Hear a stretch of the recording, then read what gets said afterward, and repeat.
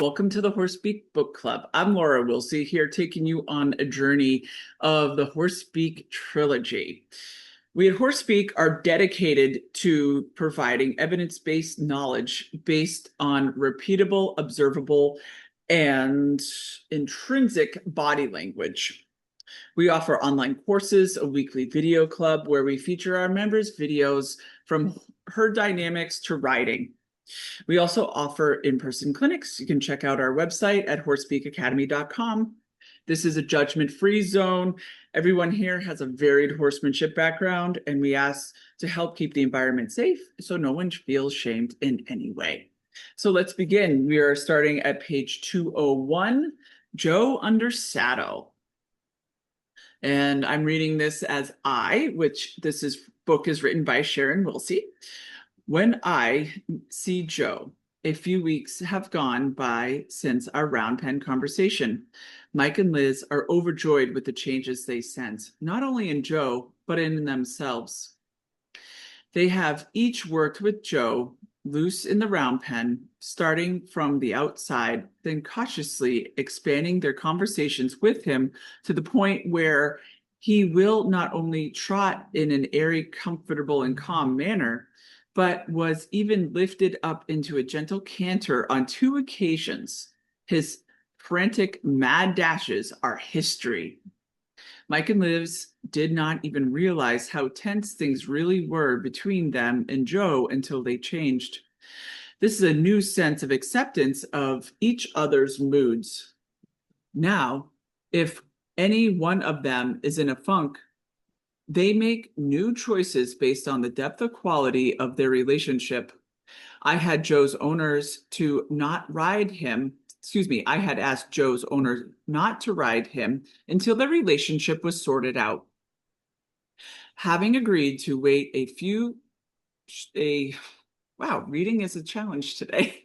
Having agreed to wait a short few weeks, they have come to realize how much they truly love this horse.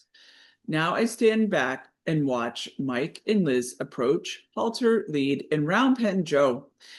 I say very little, a few pointers here and there, but I am overjoyed by their progress. I think back to the nervous and confused relationships they all had endured until recently. Liz confesses that while she feels calmer around Joe than ever before, she still carries some old tension and fear from the memories of Joe's past explosive moments. She says she can feel her loss of inner zero at times, but Mike is ready to ride Joe. We put Joe on the cross tides. I tell them not to go blind, deaf, and dumb while they are doing routine tasks around him. I remind them to stay present and remember that Joe still has his bubble of personal space, but on cross ties, he is unable to defend it. Quickly, they notice that his normal dancing around in the aisle is actually a constant attempt to deal with the accidental sending messages their body language produces. By aiming their eyes, belly buttons, and hands all directly at Joe, they are in a constant version of X. If they simply aim their torso slightly away from Joe while they are grooming or tacking up, they avoid sending him with their core energy. When they have to face Joe, they adopt more of an O posture, dropping their shoulders slightly, breathing deeply, and softening their overall intensity. Joe visibly relaxes. Mike resumes brushing while maintaining a slight 45-degree angle to Joe in his O posture. I show Mike how to hold the saddle while facing Joe's rump, swinging it lightly up and over his back, making a neat arch with Mike's own posture so that he ends with his right arm hugging the saddle on Joe's back, and his belly button is facing Joe's head. This little pirouette is so easy to learn and takes all the rigidity out of saddling. I learned it when I worked on a dude ranch and had to swing a dozen heavy Western saddles onto horses all day. It not only saves your back, but the horses as well, because it causes the saddle to touch down lightly and gently. Violet? Mike says Joe is not good at being girthed. I suggest he lightly bump the horse's girth area with the girth as rapidly as possible for about a minute without buckling the girth on. This is a way to get Joe used to the sensation without completing the action. It tells Joe that we respect his feelings about this procedure. After a full minute, Mike lets the girth drop and scratches Joe's favorite spot while telling him how good he is. Joe has visibly relaxed, so now I take the girth and release a deep sigh as I lift it and connect it to the saddle. Joe makes a slight face as I tighten the girth, so I release the girth again and step back. Now Mike does the same procedure. We are not using some special technique to train Joe to be girthed up. Rather, we are using the depth of our new relationship with him to convey a different idea about the procedure. Joe may never like being girthed, and that is his prerogative. He only has to understand we mean no harm by it. Once Joe has his bridle on, we make our way to the round pen. Even though Mike and Liz have a small riding ring, all their new work with Joe has been in the round pen. To help set them up for success, we'll stay in a place where they have all been practicing being calm with each other. I remind everyone to breathe and maintain inner zero. I lead Joe up to the mounting block, then past it, while paying strict attention to his expressions, thoughts, and feelings about it. I can see apprehension, tension, and also the effort he is putting into trying to be a good boy. We walk up to and past the mounting block 3 times before I climb up and step down, followed by stepping up to the saddle while on the block and touching it with one hand 3 times in a row. Then I place my belly over the saddle, step down from the block, and walk away, and repeat 3 more times. This may seem agonizingly slow, but the effort pays off. Joe now appears clear, focused, and relaxed. Whenever Joe feels stressed, he reaches for my knuckles, reassuring himself by sniffing my hand for a moment. I know that he needs this check-in to steady himself, and so I offer a knuckle touch regularly. He seems unsure where his head should be, so as I stand on the mounting block, I stabilize his bridle the way I have stabilized his halter on the ground. Holding hands with his mouth on the rein with one hand, I rock the baby with my other hand on his withers. At first, he does not understand. He nods his head and wiggles a bit. I am not worried about his confusion, telling him with my voice that I just want him to relax and find his balance. Mounting a horse knocks him off balance, which Joe hates. Slowly, he relaxes into my reins and takes a step to the side with one front foot, widening his stance and making himself more grounded. I sigh and he copies me, blowing his nose and letting out a yawn to boot. I reward his yawn, getting off the block and walking him in a small circle. We repeat rock the baby 2 more times, and on the third time, Joe steps lightly to the block, holds his face in a comfortable position, widens his stance, then leans visibly into my leg. He is telling me to go ahead and get on. Thank you. Maria? I gently scoot into the saddle, but do not put my feet in the stirrups. As soon as I settle into the saddle, I rock the baby on his withers for a moment, then dismount slowly and carefully. Dismounting also makes horses lose their balance. I want Joe to be completely comfortable with every single part of these procedures. Too often, horses just endure these everyday activities. After mounting and dismounting 2 more times, I'm ready to hand Joe over to Mike, who does a wonderful job repeating all the steps. Even though I just went through every facet of mounting with Joe, Mike has never done this before. Joe needs to become familiar with Mike's accent every step of the way as they continue to learn to communicate.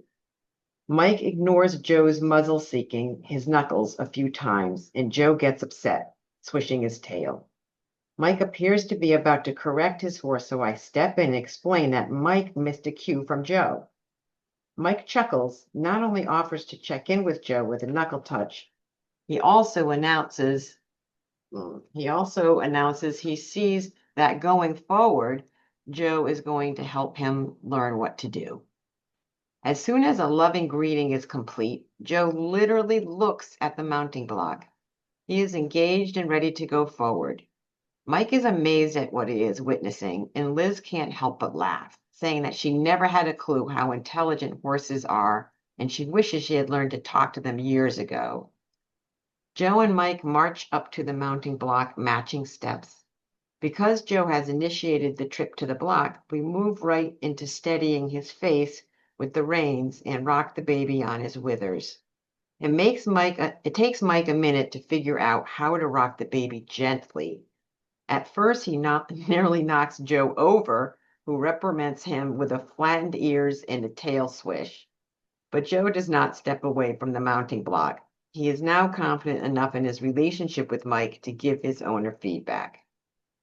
The two step away from the mounting block and repeat this cycle for 2 more rounds.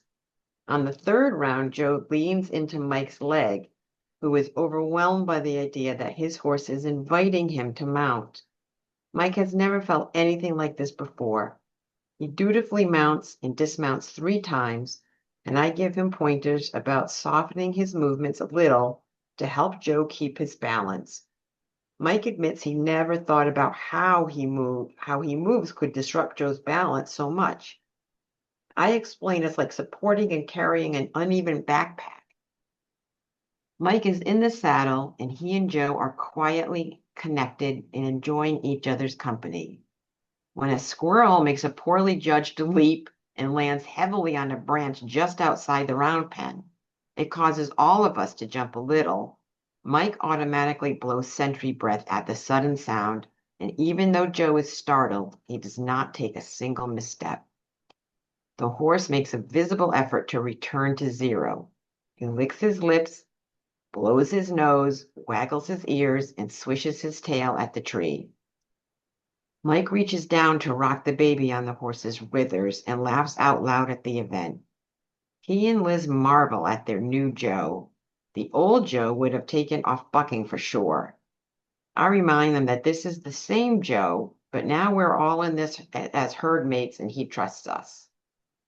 I ask Mike to just sit still in Gumby pose and breathe together with Joe for a moment. We're ready to say hello with the reins. I have discovered that many horses may know some things about reins, but are guessing when it comes to others. It is best to review what reins are and what they mean in bite-sized chunks, just like we did with the mounting process. Thank you. Danuta?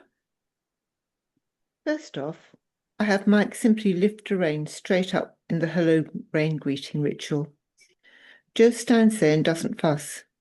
After 3 hellos on the right rein, Mike does 3 on the left. Joe blows through his nose and licks his lips. He appears relieved to be greeted in this way. Mike now pulls one rein over to the side, doing the up and over rein, encouraging Joe to yield his head to the side 3 times each way. Mike follows the rein motion with his eyes, looking in the direction of his own hand. Joe feels Mike's head change direction, which tells him Mike is leading, and he is following Mike's lead. Mike grooms Joe's withers with rock the baby between each cue. Mike now lifts one rein, draws it to the side while turning and looking in that direction, and giving a kissing noise to let Joe know that he wants him not only to move his head, but take his feet with him. Joe carefully crosses his front feet and walks in a small circle. I tell Mike to quit asking and return the rein to 0, saying wool. Joe stops moving immediately. As we repeat this, Joe becomes more confident and responsive with each time. Persuading a horse to yield the space in front of him is an essential part of herd hierarchy, and we have found several ways to do it on the ground.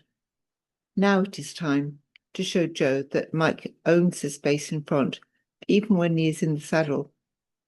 This is essential to helping Joe learn not to run off with his rider. If Mike owns the space that Joe is walking into, then every step will be given over to Mike, avoiding the tug of war many people have with their horses. Fingernails up rein is next, and it aligns the bones of Mike's arm and scapula, anchoring his core energy and balance in his pelvis. This sends a clear and resistance-free signal to the horse's hips to yield backwards, and Joe does so flawlessly when Mike gently pulls back on the rein. One step is all that is needed. Almost immediately, Mike is able to have Joe roll his hips backwards with almost no effort. I tell him to refine the arm motion down to the subtlest cue. We hardly see Mike do anything while Joe lifts and rounds and steps deeply under himself. Both horse and rider are very pleased with themselves. Mike says he never knew he could have such a good time going backward. I ask Mike to dismount for a minute so he can let everything soak in. Forgetting himself, he hops off in the vaulting style leap he is used to. Joe pins his ears and steps sideways. Mike realizes without my saying anything that Joe found that surprising and uncomfortable, saying he will be more mindful in the future. Liz chimes in that it is going to take a lot of work for them to stay present to the fact that much of what they consider normal behavior around horses is actually worrisome to Joe. From now on, they will be able to explain to Joe about the ins and outs of what they want to do while sitting on his back. Their homework is to set up cones and barrels and spend the week simply walking in circles and figure eights. By practicing up and over and fingernails up reins, Joe will continue to relax, soften his neck, and use his hips with more balance and rhythm. They should practice the therapy backup on the ground as well as in the saddle to strengthen his core. In addition, halting is, in fact, a shortened backup. If Joe can balance over his hips every time he halts, he will not push against the bridle. I think the day will soon come when Mike feels like the trot will be as airy and natural under saddle as the one they've cultivated in the round pen. He and Liz are reaching for a new relationship with Joe, with ever-increasing appreciation for how safe they will feel with each other.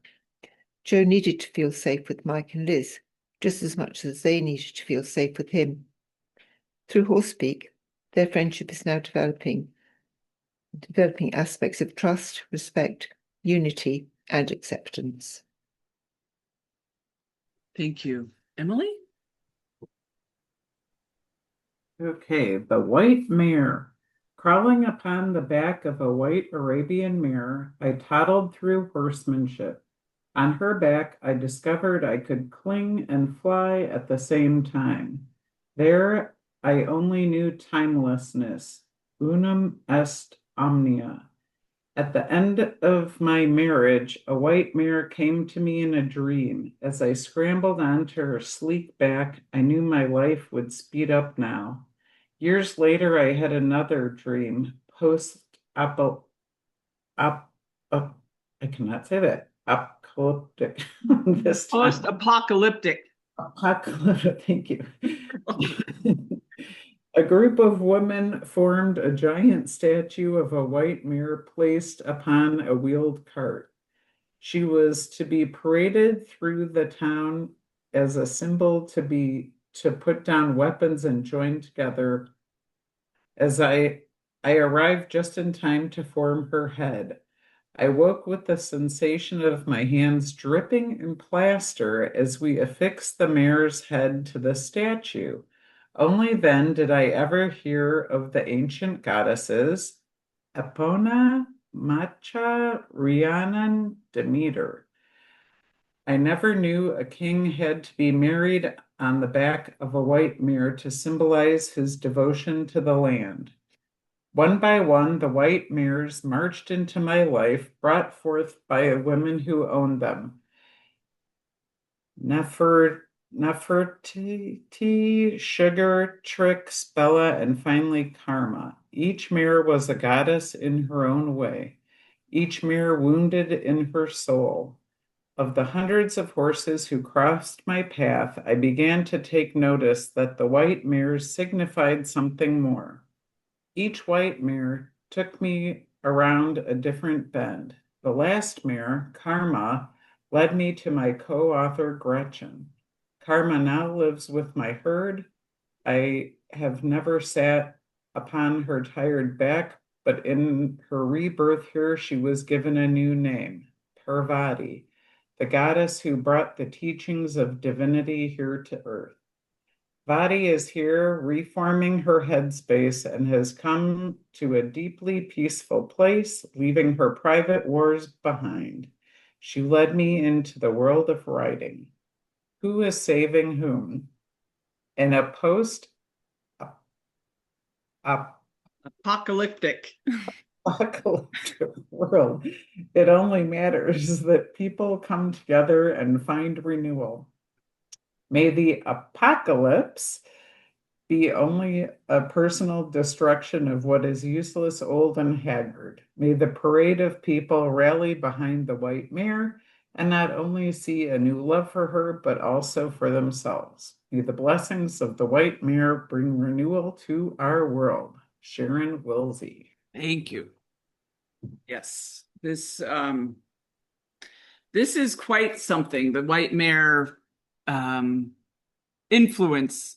Vati is the mare that's on the front cover of this book, of the English book. Some of the other translations don't have this particular cover.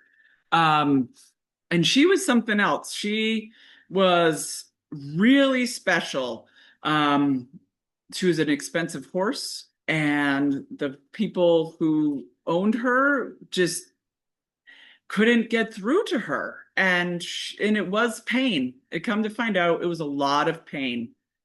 And she is no longer with us, actually, because she developed some cancer some years ago now. I think it's been, like 7 years ago. And so, but every white mare who has come into our path it's been profound. And this is such a beautiful story.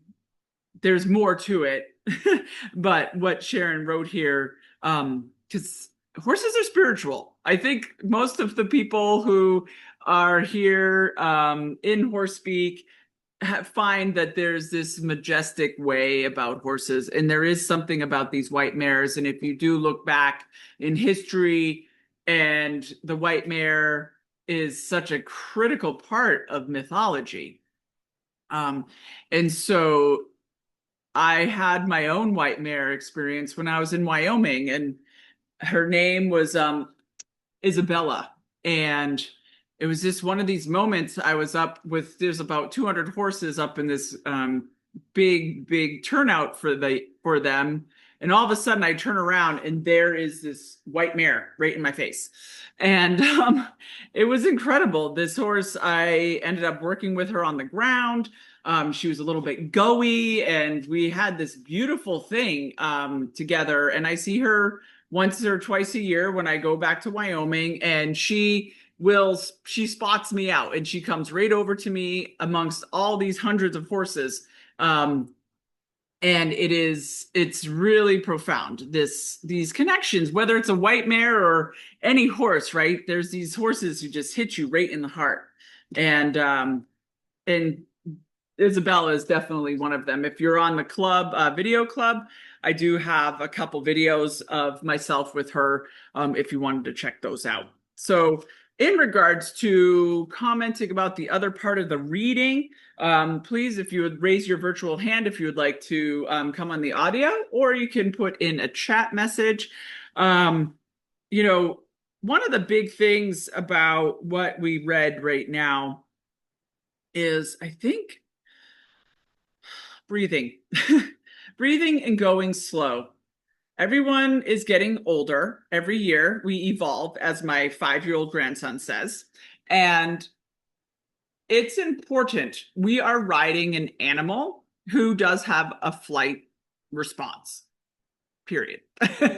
So the more time we take to just slow down and do the up and over rein and say hello and go back to page 188 where Sharon has the photos of talking about rocking the baby on the wither and holding the reins, going through and just really taking your time, because it's worth it in the long run, because we want to be able to have horses feel safe with us, and it's vice versa, right? Like how the reading mentioned that they both had, with Liz, she was having memories of, and this is so true, like this story is based on real life events. It is a compilation of a bunch of different horses all put together.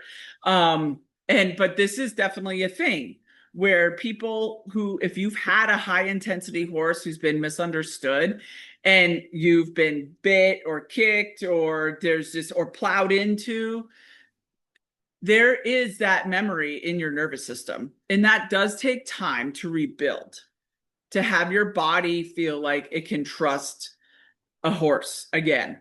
And that's just nervous systems, so don't be a hero. Just like get back up on there on that horse or whatever. That's just, if you fell off of a horse, that's real. That's dangerous, that's dangerous to ourselves. And yeah, it's like, yeah, just get back up on there. Sure. But if you're hurt, we don't need to do that. We need to take care of ourselves too, So, one of the big things too is on page 202, just about the saddling. And basically what this is that you are facing your shoulder to shoulder, basically, and you're facing their butt, and you have the saddle, and you basically take it on your side and then just pivot and swing it up over onto their back. And so it's a beautiful way to get the saddle on, because it's basically one motion and around. And so then you end up in the stirrup. Especially if you're using a Western saddle, the stirrup will just glide over and go into position. So it is a way to save your back. It helps you have a little bit, like, use physics. Energy in motion stays in motion. So that can be very helpful. And then the other thing, and the first column, the bottom of 202, to help set them up for success, will stay in a place where they have all been practicing being calm with each other. Geographic location is so important to horses. So if you're having success in an area and you've done walking and then you're going to start doing riding enrichment, do it there, because you've already had success there. And changing the geographical location and a new activity can be, for certain horses, too many things that they have to adjust to. So it's really good to just, stick to what they know, and then you can expand upon their geographic location. And then always just being available, noticing when the horse wants to check in. That's on the middle of 202 in the column 2. Because they are like, hey, are we good? Are we good? Are we ready to go? So that's one thing, whether you're mounting or on the ground, the horse, if they're checking in, check in with them. And then I liked how at the end here, a 204, the first column, I explained it is like supporting and carrying an uneven backpack. So yeah, we are needing to have balance in our body, to then have the horse feel confident and balanced in their body. So if we have some different body limitations, that is getting transferred onto the horse. And if the horse doesn't have good self-carriage without weight on their back, putting weight on their back can then hinder their good self-carriage. So that's why we're practicing so much stuff on the ground together. So therefore, when it's time to get on the back, you've been practicing your balance. You're paying attention to your pelvis. Where are your feet? What are your arms doing? We are one unit working together, arms and feet work together. And our pelvis is able to move with the motion of the horse, following the shoulder, the knee following the shoulder, like if we were walking with them. So how can we have our body be in a place that's not getting in the way? That's really the bottom line with riding stuff. So I see Danuta, pardon me, sorry, and Violet have your hand up, and I was just going to read this chat. That was awesome. White mares are supposed to be teachers. Our first horse was a white mare, and she was one who started me looking for how to do things differently. So many years ago, she was one of the most intelligent horses I've ever known. I wish I had known Horse Speak then, right? I love the way you say riding enrichment. It puts riding in a different perspective. Yeah, I'm glad you like that, because it all is enriching, and it's just like you're building blocks of safety and relationship. And like the last sentence, through Horse Speak, their friendship is now developing aspects of trust, respect, unity, and acceptance. And this is both ways. That's really, it's not we're demanding these things from the horse. We are together. I want to have my horse feel like they can trust me and they can respect me because I'm using my manners, and that we have a connection, and that there is acceptance. Because sometimes, you know what? I'm going to make a mistake. And that's just a fact, right? Because nobody's perfect. So, so then again, then accepting your horse for who they are. And maybe they have some physical limitations, and maybe they have trust issues or unsure about how to connect with you. And maybe they don't know how to respect the bubble of personal space, right? So then how do we be the coach with them and for them to help them get some of the social skills that they didn't receive when they were growing up? So I'm going to start with Danuta, and then we have Violet and Maria to go on to the audio. Right. Hi, everybody. This might be slightly off topic, but it's something that I'm very curious about. Just recently, when I've been with the horses in the paddock, I have been feeling their bubbles of personal space. Mm-hmm. I've been actually, I've had a bit of a bad run with Beth, and at the moment well, the other day she was like, don't come near me. And I actually felt like a prickly sensation from about 20 feet away. It was like, yeah, don't you come near me. So I stopped and I walked back, and I thought, okay, that was interesting. And today I was just sitting in the paddock, and she came towards me, and like my hands started like feeling really warm, and it's like pulsing, like with a heartbeat, as she was coming towards me.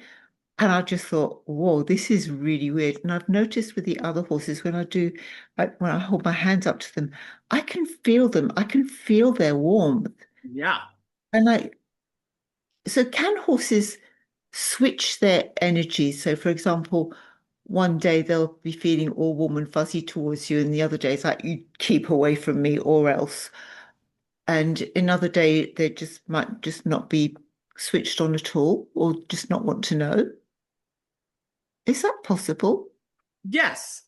Just like us, we sometimes don't wake up with bells and whistles on, right? Like we did a lot of work yesterday, and we wake up and we're like, oh my God, this is not going to be a good day, right? So we can sometimes wake up on the wrong side of the bed.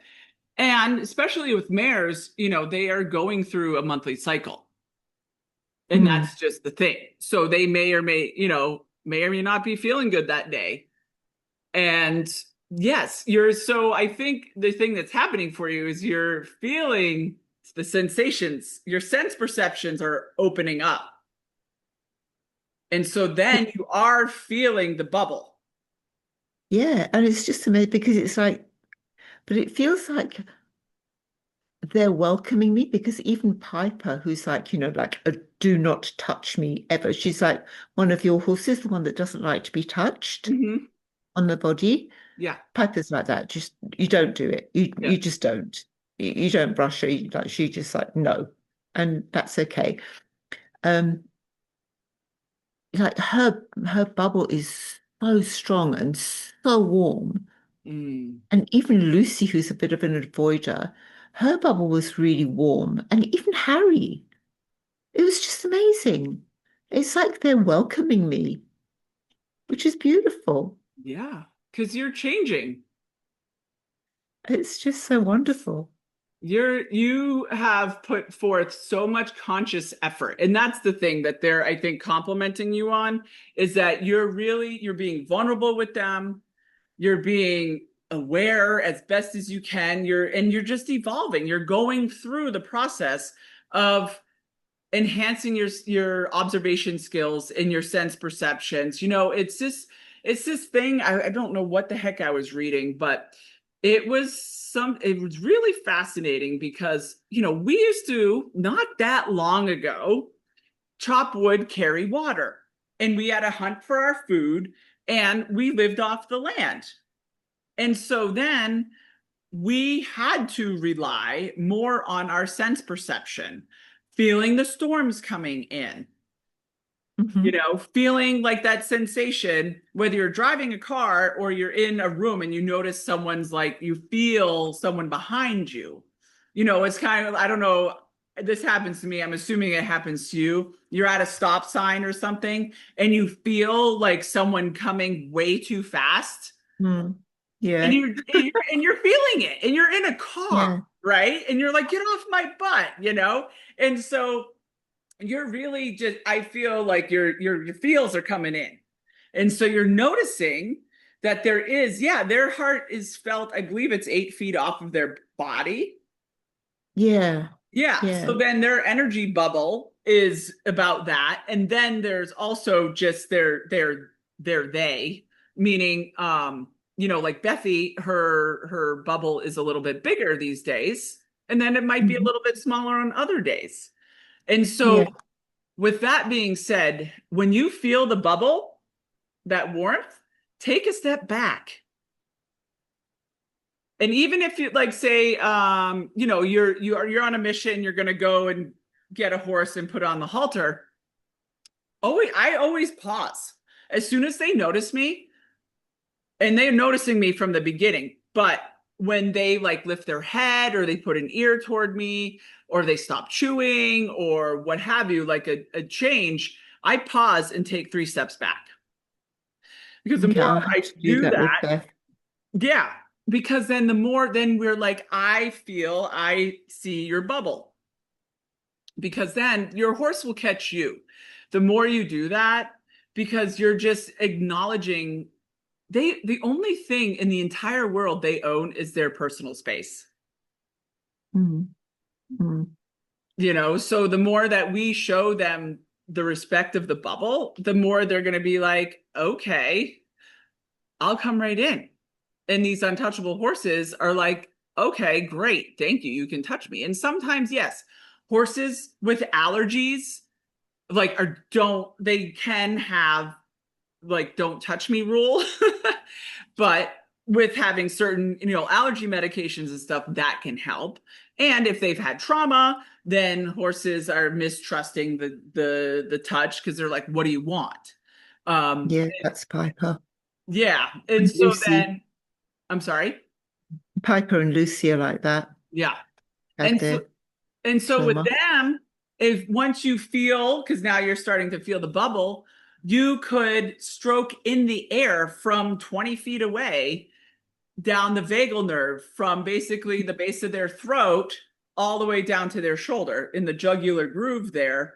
And just feel like, and breathe, and that's everything is good, and then you could be jump up to wither. You're vulnerable. Let's feel good. I get it, Yeah, or even yeah. sit down. It's okay. I've got your back. Wither, feel good, follow me down. And all this stuff can be done from, any distance. And it's funny because what I do quite often is I hold them from their sit to their bridge of the nose, Yeah. and just in the air, like away from them. And that's when I feel this energy. Yeah. It's like between my hands. It's amazing. Hmm? But I was doing the things that you just said today with Bethy, Hmm. and I felt she's saying, I felt like she said to me, "You talk too much." So I just stopped and just sort of stood there with her. She's funny. Yeah, I mean, that I'm not surprised because we think we're doing like nothing, but to them it's a lot because basically Yeah, holding the bridge of the nose and the sit, you're basically holding all of the buttons. yeah. So then for her, that's like too much. I think she didn't mind that, but it was when I was moving my hands from one button to Oh, another. yeah, She's yeah, like, yeah. no, no, no, Yeah, you're that's in like too you're too much, fast. too much. You're talking Yeah, too fast, mom. yeah, yeah, So yeah. I've got to do some repair work with her. yeah, you're doing it. And yeah, some horses are like they're teachers, and some teachers are flexible, and some teachers are like these are the rules. I think with Bethy, I think she expects more from me because I do. My daughters tell me you do horse speak really well with all the others. Mm. You speak to them and you listen to them, you pause. But with Bethy, you just like, I don't know, I think I maybe just talk at her and to her, but I don't take the time to listen what she's saying. Is she the one you've had the longest? No, she's the one I've had the shortest time. Oh, She's interesting. yeah, she's 5. I had her since she was 3.5. No, Hmm. she'll be 6 actually. 6 this end of Hmm. August. Interesting. So, but yeah, she's my baby. She's she's mine. She like Chris bought her for me because I lost my previous horse to a horrible accident and I was Oh, absolutely heartbroken. So Bethy came to us after a 3.5 day journey from South Australia to Western Australia on a truck when she was only 3.5. oh wow. And she left everything. She came from the stud and she was there with her mum and her sisters and aunties and whatever. Uh, Hmm. And then she saw it was put on this truck and ferried all the way over here. And Right. she left everything. So she was like, I think she must have been grieving a little bit. Of And course. I was definitely grieving. And we bonded really well. And yeah, so we've always had a really good connection from the get-go. Hmm.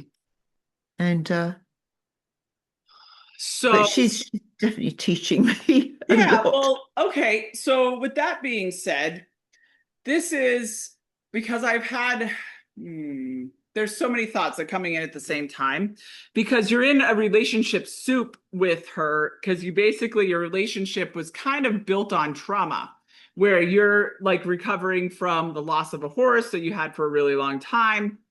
And so this No, horse, I only had her for 2 years. oh, She was only oh, 2. She that's, was not 5 when she died. I'd had her oh when she was no. 18 months. Oh, it was horrible. It was a horrible accident. Oh, She so, got kicked in the head by a rescue horse that we had on the property, and she died within 2 hours. It was that's horrific. horrendous.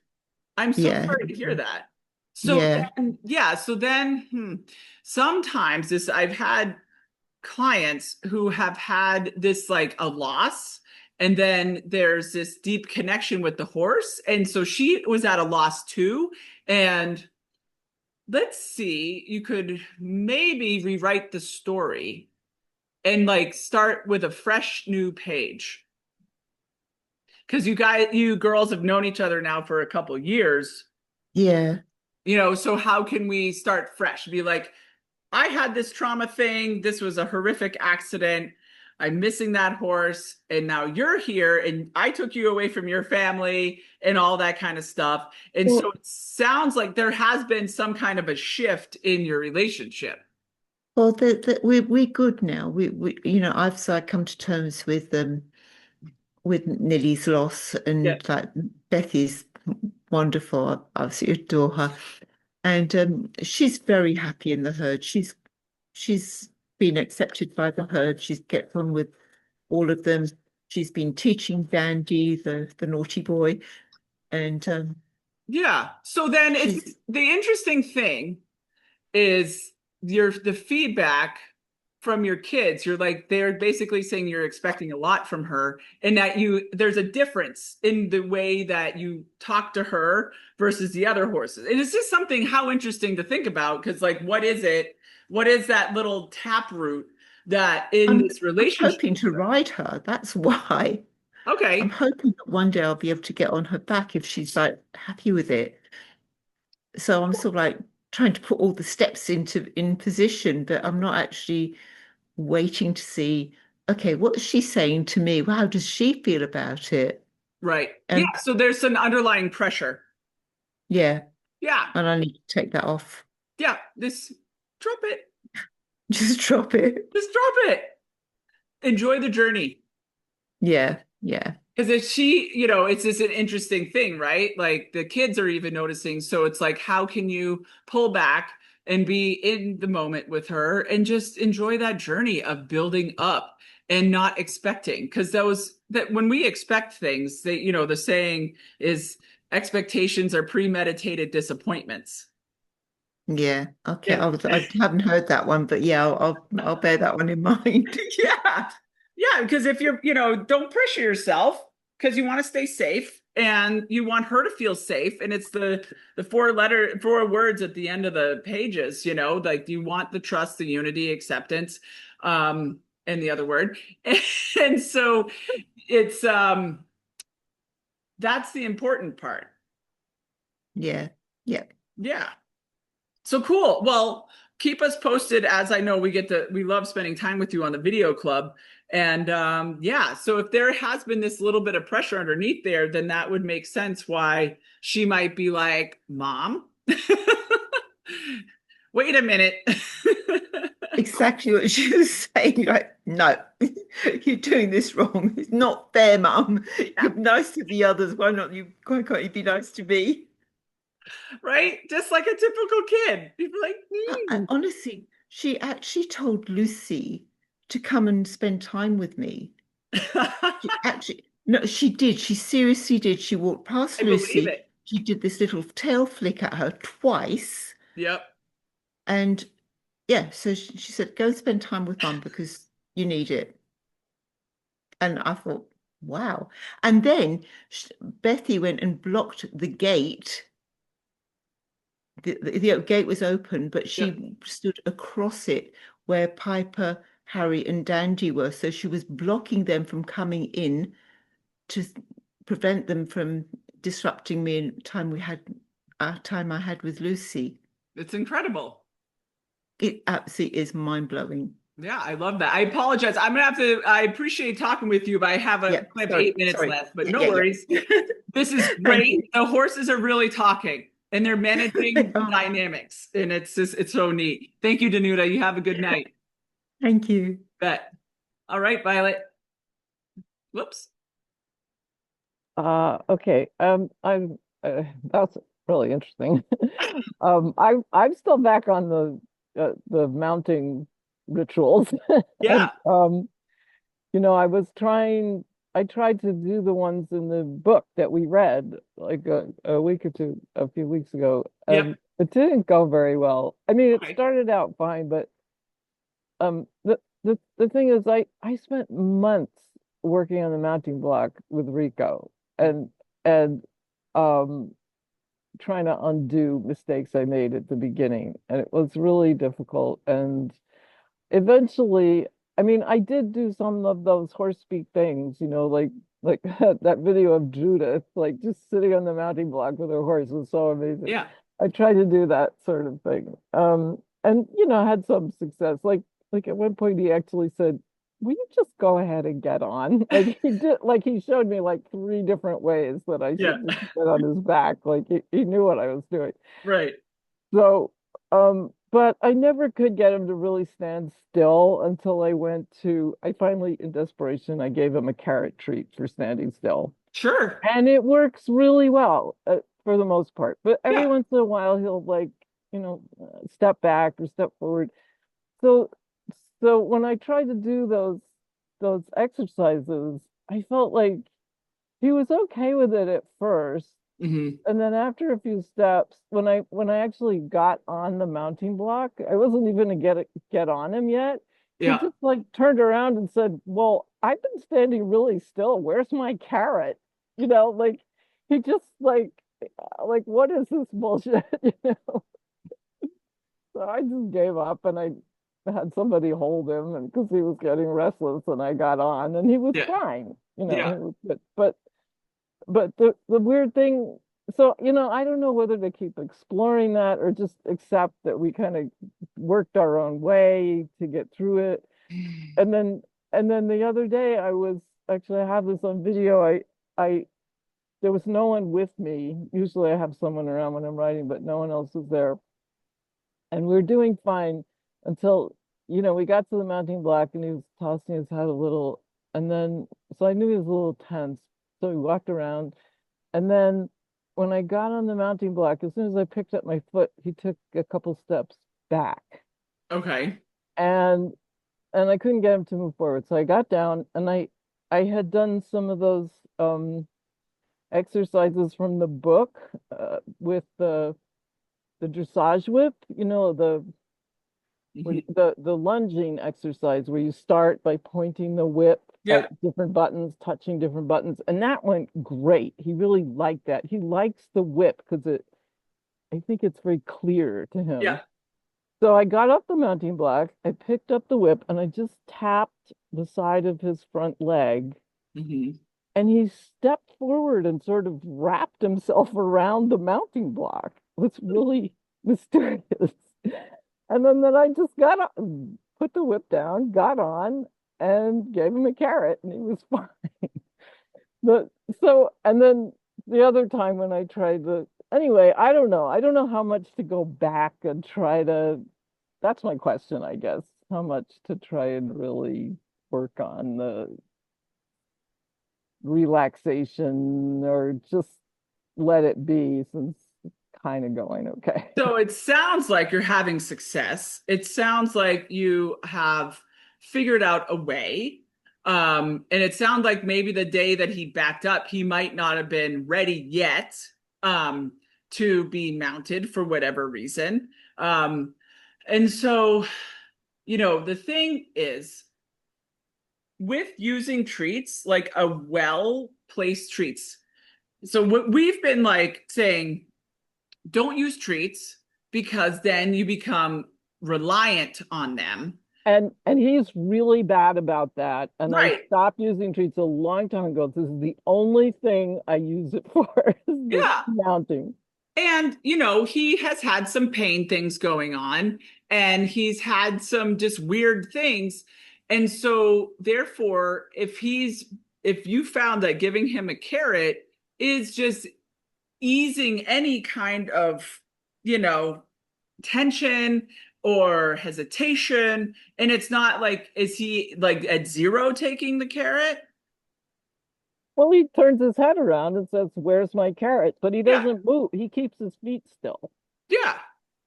So you've created a pattern.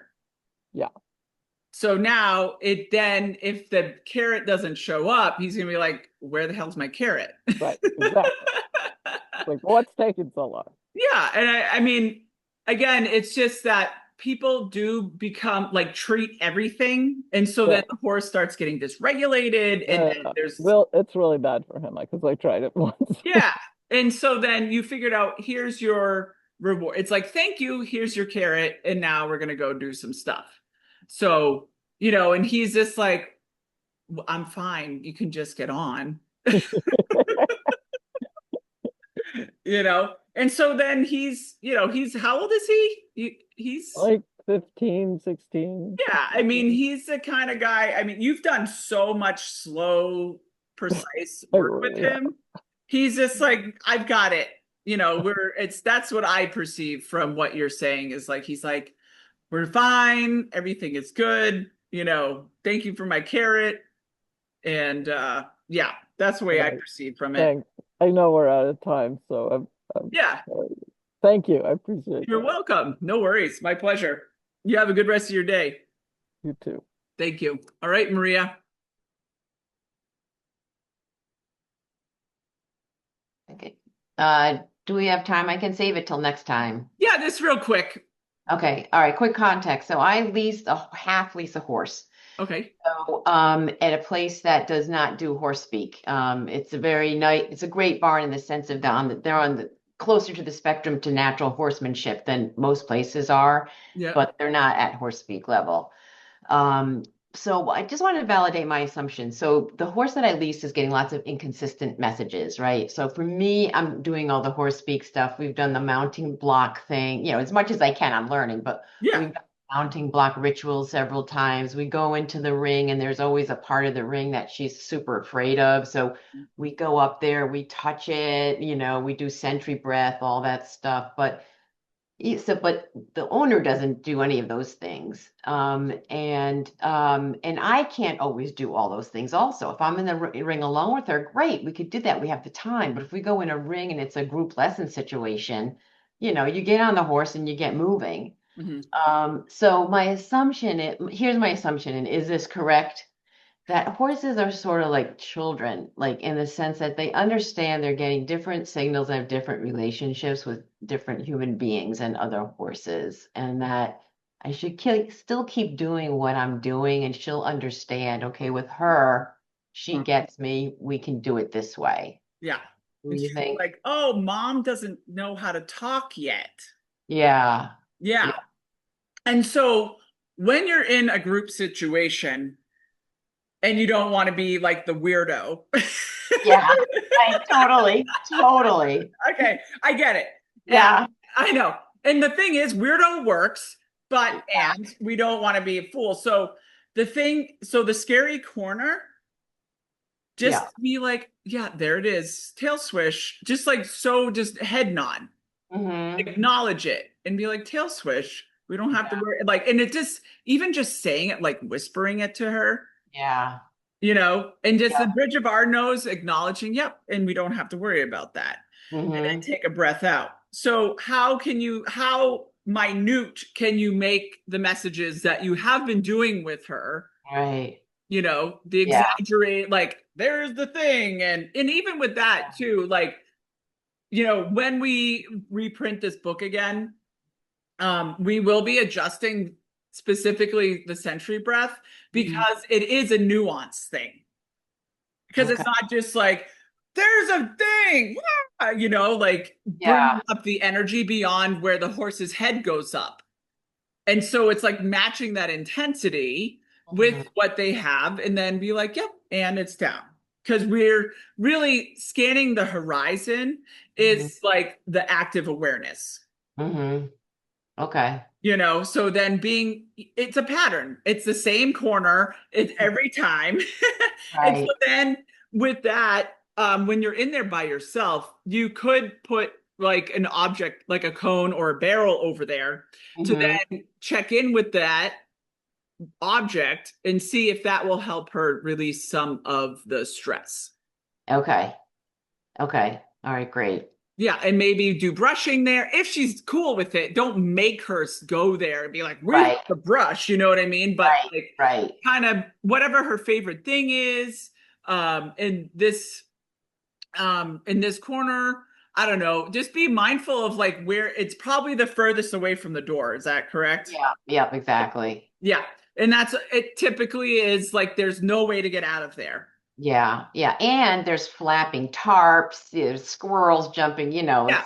it's So with that being said, it's just really important for any horse, but especially one when we're going to spooky corner, it is like a child. So imagine if this child horse is at the crosswalk and there's traffic. Yeah. Like stay there and literally put your whole hand up toward her and go and touch the stuff. And then invite her in, because mama's going to go into an environment and check for bees, bears, and boogeymen, and then invite the baby to do whatever they're going to do, like just be free. I mean, we for real, we did a clinic 2 days in a row, and this mare was like, I'm not going over there. This was an outside paddock. And she had been in that location the day before. And so Sharon's like, this is really strange. She goes over there and there's a hornet's nest. You know, so there's real stuff that happens that we're just oblivious to. And the horse is like, no, it's actually dangerous. You shouldn't go over there. Right. Yeah. Listen to me this time, please. Yeah, exactly. Yeah. So just bringing some attention. And again, you're just exploring. With her, it's like, don't have the attitude of like, you must get in this corner. We have to get over this. It's like, may I invite you to check this out with me? Yeah. And it's okay if I'm the only one doing that, right? Yeah. She'll still learn. It's okay. Well, I feel safer with this person. So, you know, I'll be more relaxed. Yeah. I have another client who, similar situation. And the owner was actually watching the woman ride and was like blown away. Because so much was amazing, and where the horse doesn't do the same things with the owner. Right. It was just the incognito mosquito horse speak. Right. That's great. I like that. All right. Thank you so much. You're welcome. Thank you. I appreciate that. All right. And then in regards to chats, I'm going to read them real quick. We went over time today, which it is the last one of this last reading of this book. Congratulations, everybody, for being here. And we finished the book. Next week, we're going to start Horses in Translation. I can't wait to start that book. It's so well written. Sharon she rocked it. I love the visual writing where she like takes us there. And so we'll enjoy that in the future. But and even with this book, even though it's a textbook, it's so readable. You know, and there is so much information. I mean, each week we read about 10 pages or so, you know, and in those 10 pages is a lot of information. So it is a study guide, really. So we're going to check this out. Let's see here. It's really hard. I'm right there with you, Danuta. Especially young horses, feel that pressure. I think mine says too much, too soon, too fast. We have to explore everything together fully. It's not about doing something. It's about feeling safe, exploring every aspect of it together. Yeah. Thank you, Alexis. Thank you for your comments today. And then Danuta says, it's good to know Beth isn't the only one who feels that way. Yeah. I mean, it's just the thing. Like we do, unfortunately, get these moments of expectations. And, you know, it's like, you should know better. You should be able to do this thing. And Violet, sometimes that movement is mine saying to me, you aren't ready. You haven't contained your energy to be ready to be still and thoughtful, clear in your leadership. It could be he isn't ready or you aren't ready in your body. Just a thought. Absolutely. Jagger has done that with me in moments where I'm just like, I'm going to go ride my horse. And, you know, this was some years ago. And Jag's like, nope, I am not lining up to the mounting block because you're not zero. So that's always important that we make sure we're in our zero and breathing and all that. Yes, Beth expects treats. I started using treats before I found out about Horse Speak. Now I'm trying to see what values are important to her, but she does tell me that she values food.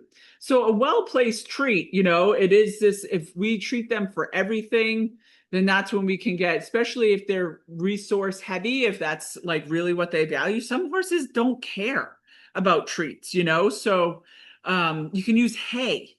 That is a good supplement for using treats. So that's not overly exciting, and they're still getting a food reward if that's one of their big values.